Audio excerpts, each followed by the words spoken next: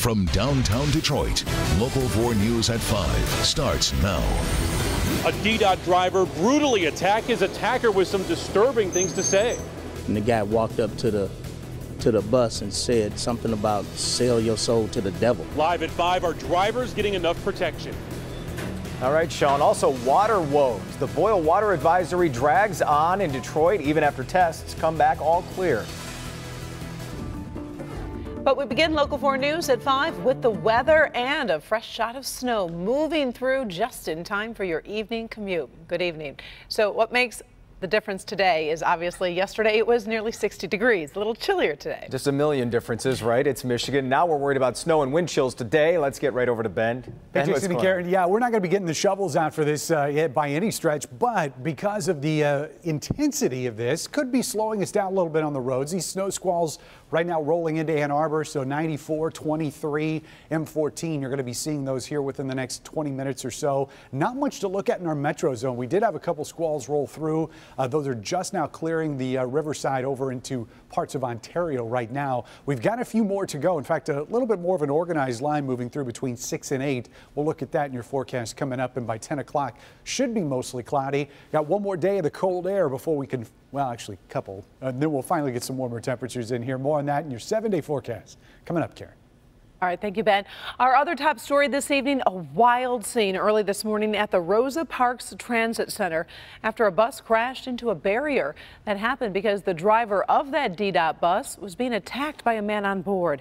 Let's get to Sean Lay. He joins us live this evening. And Sean, I understand police say the attacker was saying some pretty strange things. Absolutely strange case here, but this driver really had to defend himself. A real struggle while he was behind the wheel. Then his bus jumps this curb and takes out a guardrail right here. Local 4 cameras are at the Rosa Parks Transit Center at 4 this morning as an ambulance arrives. A DDOT bus driver is viciously attacked, a struggle so brutal, the driver's bus ramming into a barrier. That driver is cut and bloodied and rushed to the hospital. Transit police describe it as an all-out fight. It was a tussle, and then they ended up off the bus, and that's when the officers immediately approached. So what happened? The driver is a 21-year veteran behind the wheel. A man got on, paid $1. The driver reminded him that the fare is $1.50, but was going to let the man on anyway. Instead, the man attacked. That attacker then had some disturbing things to say. And the guy walked up to the bus and said something about sell your soul to the devil, something like that, and then struck him. This is what he said. He wanted to see someone at his feet cut open, bleeding. What do we need? 4 years ago, DDOT drivers were under attack. Drivers held sick-outs demanding more protection. Since then, a 40 to 45-man transit police department has been built and attacks on drivers are down. But with more routes and riders, more protection is needed. I do have to say this about the transit police. They need help. There's never, ever enough police officers anywhere. So we do what we can with the budget that we have. Back here live, transit police chief. Just his second day on the job, by the way. The interim chief says this is the second attack on a driver so far this year. We just checked on the driver. He's home recovering, should be just fine, but was cut and bloodied. Karen? So, Sean, in terms of the suspect, where do things stand for him? Has he been charged? Yeah, police got him right away. They investigated, handed the case over to the prosecutor. They're expecting charges as early as tomorrow when we will see him in court. All right, thank you. Sean Lay. A good news, bad news scenario when it comes to the boil water advisory that's now dragged on for 2 days for folks in Detroit, Hamtramck, and Highland Park. Let's start with the good news. The Great Lakes Water Authority says the first round of water testing came back all clear, but the boil water advisory remains in effect at least until tomorrow. So let's get to Rod Maloney. He is live this evening. And Rod, why hasn't it been lifted if the tests are clear? Well, there are laws and rules around these kinds of things, Karen. And the first one is that if the MDEQ gets involved, which it did, they require 48 hours of a hold off and then testing, not 1 day, but 2 days. And so today's test showed the water appears to be clear, but legally it's not. And so we're going to have to wait another day for this thing to finish. Water is one of those essentials that going without is sort of like what happens when you have a power outage. You realize how dependent we are. Wayne State University student Neethi Sriranga told us. I didn't think it would be this bad. I didn't think everything would be closed on campus. I thought that they'd have like some type of backup, but they don't, so. And she's so right. The water fountain's covered, restaurants all around campus with signs they're closed, and horror of horrors, the Starbucks is not open either. Pretty upset because Tim Hortons was open, so I thought Starbucks would be open, but it's not. The university's giving away free water. Students were happy to snap that up. But they're saying campus life is a bit turned upside down, as it is in other places around town. Not fun at all. At TJ's Grill Works downtown, the restaurant's been boiling large pots of water, 20 gallons a day, pouring it into plastic containers and then chilling them in their coolers. Dave Kowalczyk says it's a lot of work and time. And when the order went out, they had to scramble. We emptied the ice bins, went out, bought ice, started boiling water and advising everyone. And it's expensive, too. This normally very busy eatery was nearly dormant at lunchtime. They're expecting us to be closed. We're explaining we're boiling the water, cooling it for their safety. But as you can see, not a lot of people are passing by. Now behind me here you can see the water plant here in the city of Detroit on Jefferson Avenue, and this is where the problem was, where the pipes ended up shutting down. The pressure got below 20 pounds per square inch, and this caused this whole boiled water situation. They have since fixed the problem here, but they still have to go and take those tests tomorrow morning, and the goal, they believe, is that they'll have the test results by, say, this time tomorrow afternoon, and all of this inconvenience should end, but we'll have to wait and see. Back to you. Of course, that's what we're hoping for, and obviously Wayne State doing a good job coping, but what's the university saying about what happens if this carries on much longer? They are concerned about that, Karen, very concerned. In fact, they're already talking about a sort of a backup plan. What can they do? They're talking about getting some sort of potable water tanker into the campus if they can't get this thing fixed before too long. And they're looking at another larger backup plan if this goes on into Saturday. All right, we'll have those test results for everyone tomorrow afternoon. Thanks, Rod. Meantime, residents near 10 Mile and Haggerty have been given the all clear after being evacuated because of a barricaded gunman. The 20-year-old man had locked himself inside a condo where police believe he was alone. After about 2 hours, the suspect surrendered to police. Right now, it's unclear why he barricaded himself. Now to breaking news we've been following out of Washington. Just a short time ago at a news conference, Attorney General Jeff Sessions announced he will recuse himself from the investigation into possible Trump campaign ties to Russia. That comes as Democrats call for Sessions to resign. A Department of Justice report says he met with some Russian officials twice during the campaign, something Sessions denied during his confirmation hearing. Here's what he had to say about those allegations a short while ago. Let me be clear.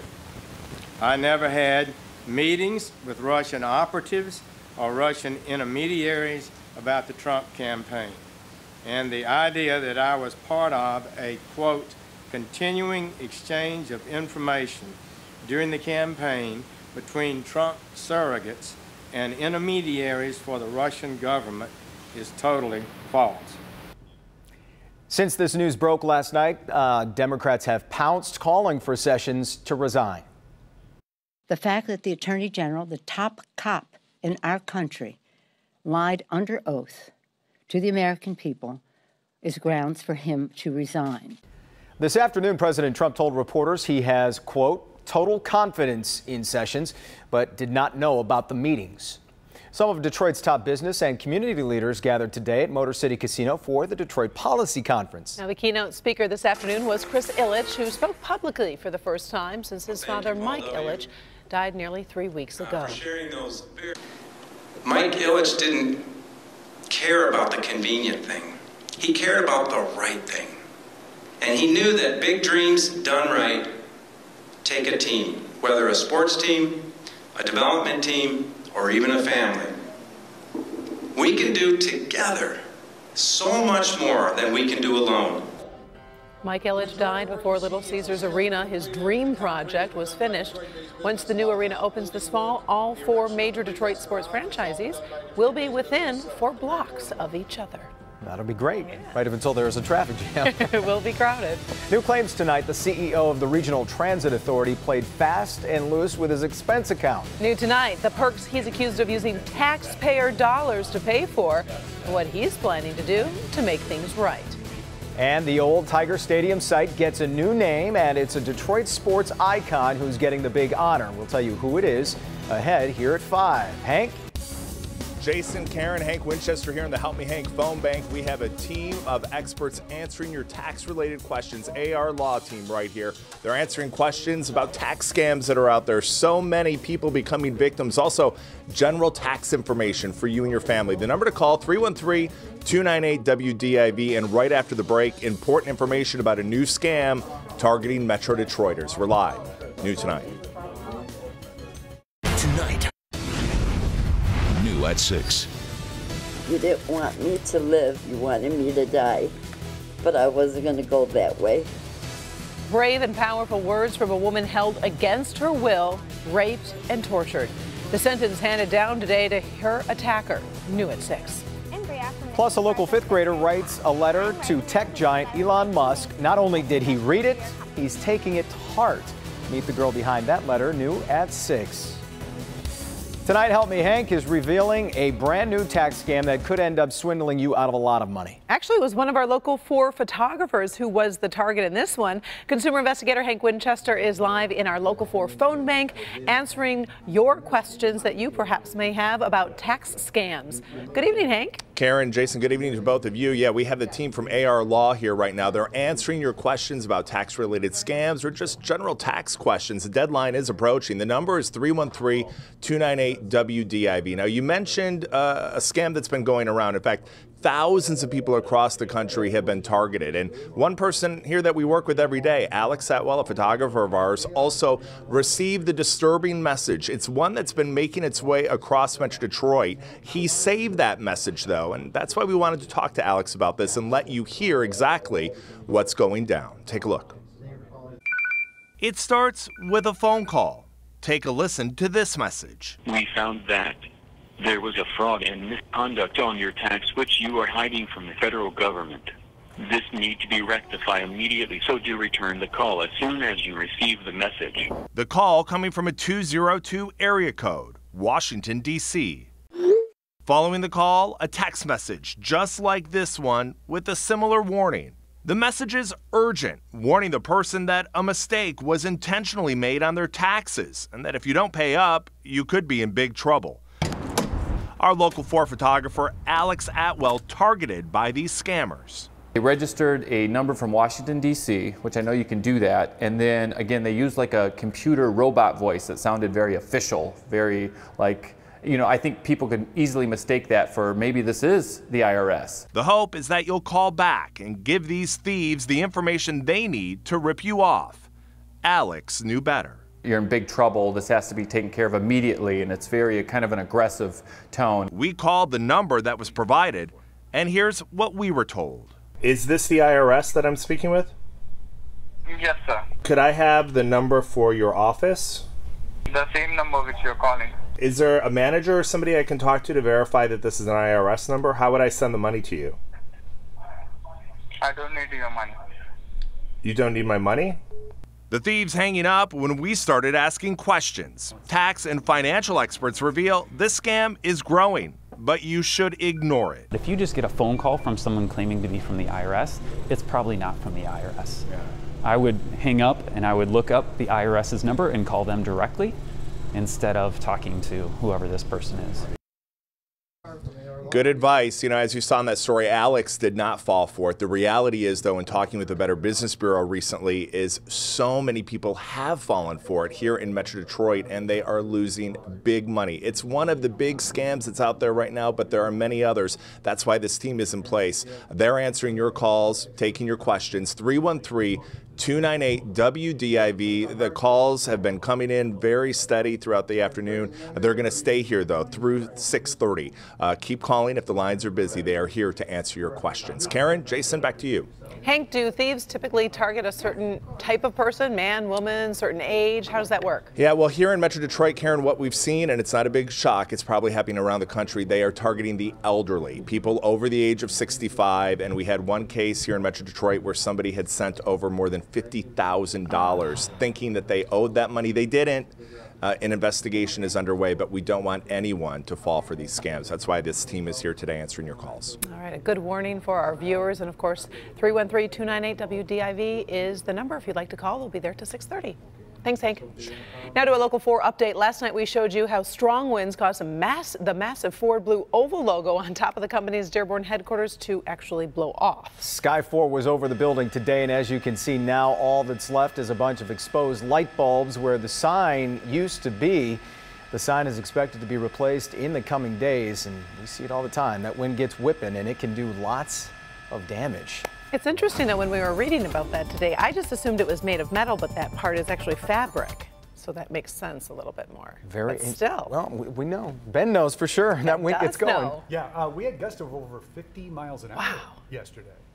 So that definitely would be blowing some stuff around. Luckily, that was the only report of damage that we had from those gusts yesterday. Things are much quieter, but we still have a wind chill.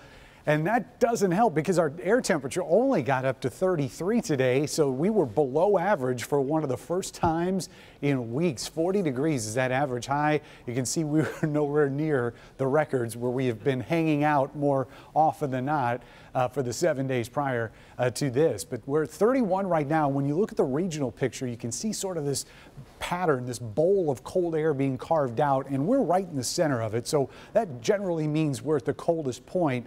And that'll bear out in the 7-day forecast. We'll see our temperatures rise a little bit tomorrow, but still in the 30s. And then as we get into the end of the weekend, that's when things start to improve. And we can still see the planes out there at Metro Airport. Visibility is good right now at a full 10 miles. They're just reporting cloudy skies, but 4Live radar shows that there's a little bit of some snow starting to make its way in from the west. You can see just now reaching the western edge of the airport property there. That's the most intense snow squall that we're watching on radar right now. There's a couple more coming out of Livingston County. So if you're going to be on 96, 696, or even 23 in Livingston County, going to be seeing that here in the next 15 to 20 minutes or so. Now we still have another line of snow showers to come through, and then probably one again towards dawn. After that, that's the organized stuff. Could be a flurry around at times or in the morning hours tomorrow, but generally we are going to be dry on Friday. Clouds start to exit in the second half of the day, and we'll get some sunshine in here on Saturday. By the end of Sunday, that's when the warmer air comes in, but it's also when we lose the sun and we start looking at rain chances to close out the weekend on Sunday. Low temperatures tonight, 21 degrees. A lot of us could be down into the teens with a few snow showers around, and tomorrow 31's as good as it gets. 4-zone forecast is going to pinpoint those lows. In the metro zone will be our warmest spot, and that's going to be in the low 20s all around as we head into tonight. South zone lows also in the 20s, maybe as warm as 24. That's as good as it's going to get. A couple teens showing up there in Livingston County and up towards Fenton and Clarkston, but it's almost exclusively teens here in our north zone, say for maybe a couple low 20s down towards M59. Otherwise, we will rebound as we finish out the weekend to 49 on Sunday, close to 60 degrees on Monday, and we'll hit that mark on Tuesday. It looks like the best chance of rain that we've got going is going to be Monday night into early Tuesday. Quite a bit of water there. We'll cool down, get some wind on Wednesday and Thursday, but those temperatures in the back end of that forecast look a whole lot different than what we're dealing with for the next few days. I love them. You can't get enough of them. The other night I was doing a live shot at 11 o'clock without a jacket, and I thought, this isn't the February I know. Not going to last. Thanks, Ben. Here's Dr. McGeorge with a look at what he's working on. Hi, Doc. Hey, guys. You know, could you be at risk for colon cancer and not know it? Coming up, the red flags you can look for in your family tree and the test that could be a real lifesaver. But first, this small plane goes skidding off the runway at high speed. What witnesses say they saw happen right before it went out of control. Frightening moments in Florida after a small plane skids off a runway. It happened just before 11 a.m. today at an airport in Fort Lauderdale. Authorities said the twin-engine Cessna was just touching down when its left main landing gear collapsed. You can see the plane ended up in the middle of that grassy area there, just off the runway. The pilot was the only person on board. No injuries were reported. Another eventful day on Wall Street today. And since the election, actually, the market is up around 15%. Analysts say the president's plans to reduce regulations, build infrastructure, and cut taxes on corporations are all playing a role. The sense right now is that the markets and investors are giving at least a little bit of the benefit of the doubt to President Trump and his administration that he can get his agenda passed. But it could be months or maybe even years before we see the real benefits. For the second straight day, the Dow closed above the 21,000 point mark. Other big financial news, the popular disappearing messaging app Snapchat began trading today on the New York Stock Exchange. The initial public offering was priced at $17 a share, valuing the parent company at about $24 billion. It is the biggest U.S. tech IPO since Facebook, which went public with a $104 billion valuation back in 2012. I can thank my daughters for that. I know. Myers reached a deal to sponsor the new playing field over at the old Tiger Stadium site, and it's getting a new name. It is. It's going to be the Willie Horton Field of Dreams and is being developed by the Detroit Police Athletic League. In support of the project, Myers says it will give the nonprofit $750,000 for at least 5 years in exchange for Tigers naming rights. The field will cost $15 million and will serve nearly 13,000 children. It's scheduled to be finished by early September. And great player. I mean, of course. At least somebody who roamed that grass and those grounds. And what's there. nice is that now you can go down on Michigan Avenue and have that development. There's so many great restaurants and things to do, and now you'll be able to take the family. I love it. All right, here's what's next. New at 5:30. Close call. Why that police officer says what came flying towards him looked like a tidal wave. On a nice day, it's fun to come down to the Detroit riverfront, right? But at some point, it stopped. There's still a couple of gaps, and we're really excited about this opportunity now to take those gaps and turn those into public space. Full details of this plan next on Local 4. The Regional Transit Authority has had its fits and starts. That is being reviewed right now extensively. So now the question is, was the CEO spending too much taxpayer money? We'll take a look ahead. It's dinner time. Live from downtown Detroit, Local 4 News at 5:30 starts now. The head of the Regional Transit Authority under investigation tonight amid claims he took costly trips using taxpayer money. We're going to start right there at 5:30. The Regional Transit Authority tonight is considering whether its CEO should stay or get a pink slip. His name, Michael Ford, hired back in 2015, and he and the RTA have had a very busy day. Local 4 business editor Rod Maloney joins us now live in Detroit with the very latest of what went on in this meeting. Rod. Right, after a day-long or morning-long meetings, Michael Ford, in about the last hour, wrote a check to the RTA to the tune of $18,830. And that's for a number of differing expenses that he is paying back to the RTA after we started looking into these. These are just a number of the expense reports that he's turned in, and there is deep concern over what has transpired. The day started early when the RTA board had a private session with Ford to hear his explanation for his expense reports. Here's what he's having to explain. A trip in March 2015 to Washington, D.C. to attend a travel conference. He went out 2 days before and stayed 2 days after. Spent as much as $560 a night at the JW Marriott Hotel, trying to meet with Michigan's congressional delegation. He never got the meetings, and the RTA paid over $4,000. He then went to San Francisco in October 2015, stayed at the self-described boutique Adagio Hotel, whose website proclaims exactly like nothing else, spending nearly $500 a night for 2 nights and nearly $400 a night for 3 nights. And then there's the gasoline expenses. He filed page after page, hundreds of dollars at a time, getting reimbursed for travel expenses all over the Metro Detroit region for meetings and consultations. RTA spokesperson Mario Morrow says Ford is budgeted for $10,000 a year for gasoline, and his contract is clear. There was an allotment for gas that was 50% of the federal rate, and that was paid out at 100%. In which Mr. Ford is reviewing that, and he may be making a reimbursement to the RTA for that. So the check that he wrote this afternoon, I am told, is for the gasoline expenses we just talked about, but also cell phone expenses and some sort of medical expenses, perhaps a flexible spending care account or some COBRA expenses. We're still trying to sort that out. That is in the set of documents that we have. And so essentially the question becomes, is that enough? Is paying that money back going to help him? or hurt him?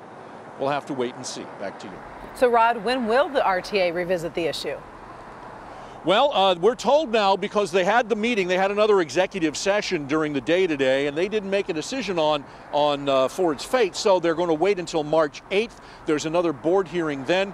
We should know more. All right, we know you'll stay on top of it. Thank you, Rod.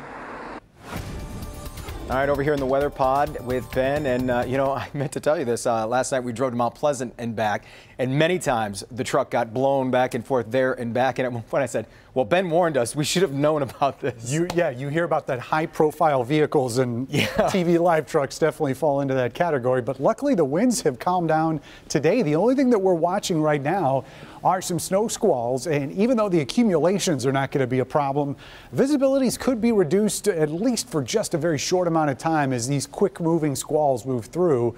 So right here along just south of Westland right now, heading towards the city of Detroit and downriver, you're going to see one. The other area we're watching is up there around Brighton, but you can see how quickly this has moved through right along 94, and then just around 96 as well, up towards Livingston and western portions of Oakland County, seeing another squall there. By the time we get into about 10 o'clock, we think these are going to be gone. Temperatures falling back below freezing, and we will look at some chilly temperatures, at least in the short term. That's in your 7-day forecast coming up. Karen? All right, thank you, Ben. There is a new plan to revamp one of Detroit's really true jewels. The sweeping plan would overhaul 400 acres of the Detroit riverfront, and in the process, make sure space is preserved for the public. Jamie Edmonds shows us what it could soon look like. Right now, at the edge of Mount Elliott Park, there's this fence. But after a new development is completed, this will be gone, and you'll be able to walk all the way to Gabriel Richard Park. Do you remember what Detroit's riverfront used to look like? Industrial blight, empty spaces. These days, there are parks and a river walk. There's still a couple of gaps, and we're really excited about this opportunity now to take those gaps and turn those into public space. Instead of handing this prime riverfront location over to developers, the city, the Riverfront Conservancy, and the Economic Growth Corporation decided to make it permanent public space. They unveiled plans last night to add 8 acres of parks, including a new beach area on Atwater Street. It'll have sand, it'll have a place for kids to run around, maybe some place where you can get wet. It'll have some food and beverage. They plan to build 2 more DeQuinder Cut style greenways to increase access for East Side residents. Those will be 1.5 mile, 2 mile long greenways. And those will really provide an opportunity for the neighbors to directly access the riverfront. Plans also include bike lanes and safety improvements to Jefferson, and a brand new promenade from Mount Elliott all the way to Gabriel Richard Park. No more fence.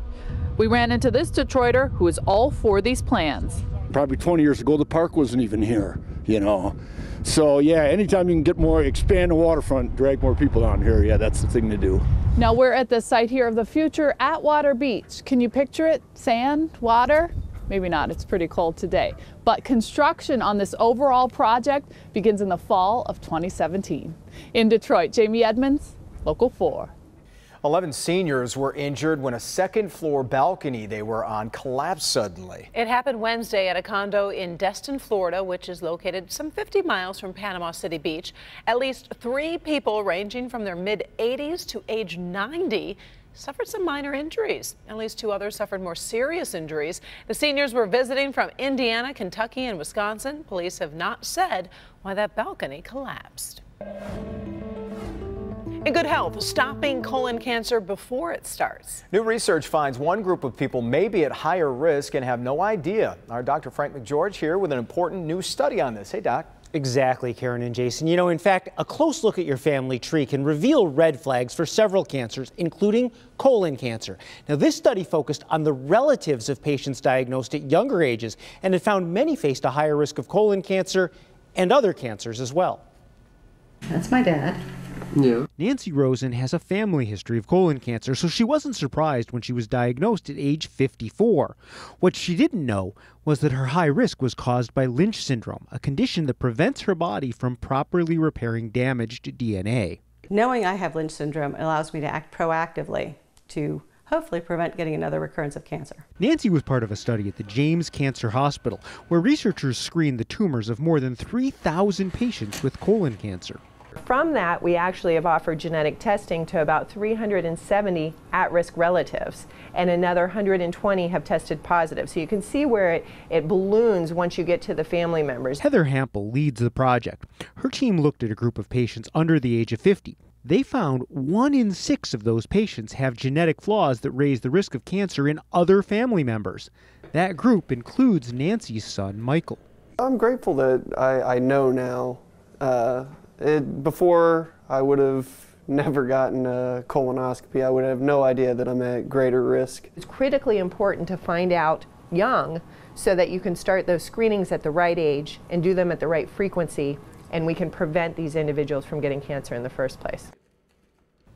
Now, experts say more than 95% of those with Lynch syndrome are unaware that they have it. And researchers would like to see all newly diagnosed colorectal cancer patients screened for Lynch syndrome in hopes of alerting other family members at risk. So is that something you have to specifically ask your doctor? Right. They may not necessarily screen for it. And, you know, I think that plays into the whole idea that now that we know more about cancer and your genetic risks, it's really important that you are investigated for genetic predisposition, so you can, in fact, tell your family that they may need to be checked out as well. Yeah, very important with those silent killers, for sure. Right. Thanks, Doc. A Metro Detroit couple is dedicating themselves to helping teach people with special needs real-life skills. In this week's Heart of Detroit, Mitch Albom introduces us to Mark and Deb Prentice and their Rising Stars program. I'm Mitch Albom, and this is the Heart of Detroit. It's lunchtime and the kitchen is buzzing. Ask him what he wants. Chef Mark Prentice and his team of special needs sous chefs are eagerly cooking for all the students at a charter school in Centerline.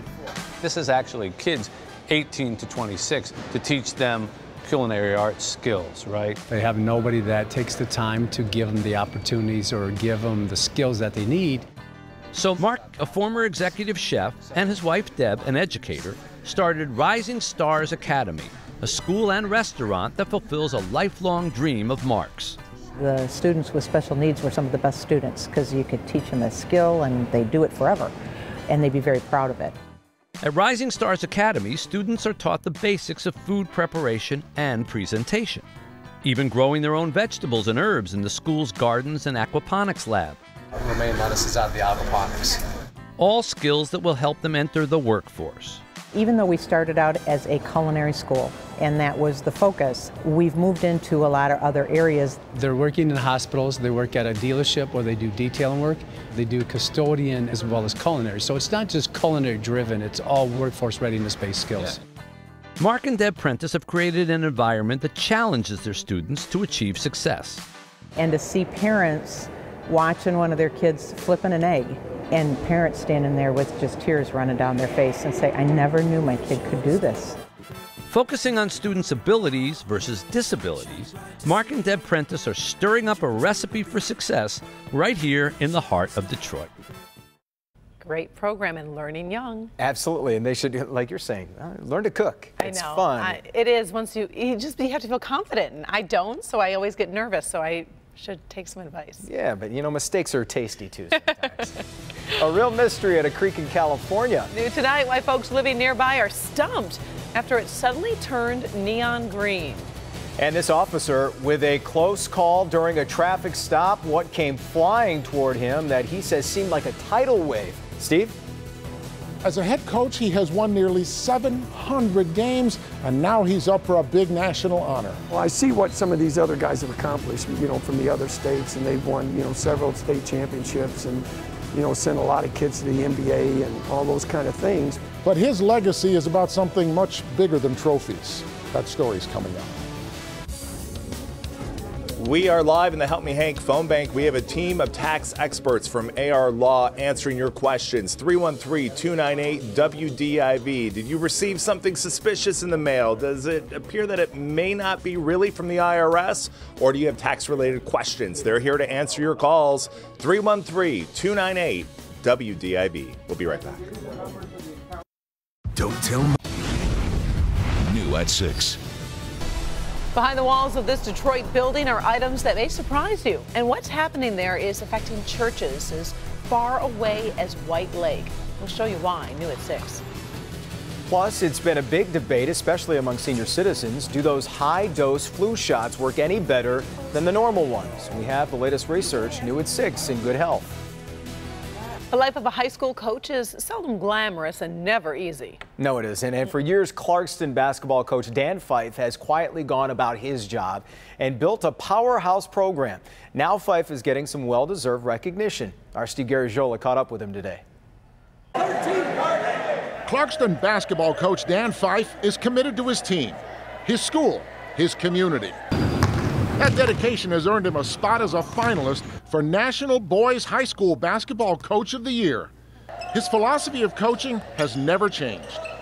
I want them to play and have fun, and I feel like if they enjoy it, it's a lot easier to coach kids that have it inside than to coach them because somebody else wants them to. In his 35th year as Clarkston's head basketball coach, Dan Fife's teams have won nearly 700 games, 27 league championships, 2 Final Four appearances. But he says his credentials don't measure up to the others considered for the award.